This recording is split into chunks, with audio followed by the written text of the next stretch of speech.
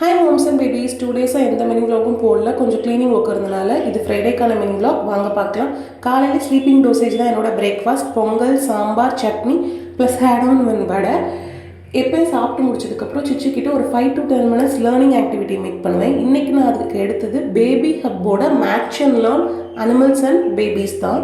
இது குழந்தைங்களை வந்து நல்லாவே என்கேஜ்மெண்ட்டாக வச்சுக்கும், மெமரி பவர் இன்க்ரீஸ் பண்ணும், ஐடென்டிஃபிகேஷன் பவர் இன்க்ரீஸ் பண்ணும், மெயினாக ஸ்க்ரீன் டைமை நல்லாவே ரெடியூஸ் பண்ணுற என்கேஜ்மெண்ட்டான ஆக்டிவிட்டி ஒன்று.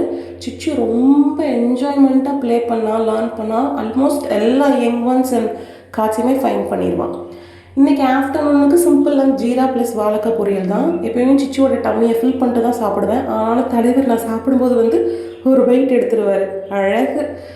இன்னைக்கு காலையில் ஃபுல்லாக அவ்வளோ வெயில் அடிச்சுட்டு ஈவினிங்கு நல்லா காற்று திடீர்னு அந்த சம்மர் சீசனில் இவ்வளோ காற்று அடிக்கிறத பார்க்கவே ரொம்ப ப்ளசண்ட் ஃபீலிங்காக இருந்தது.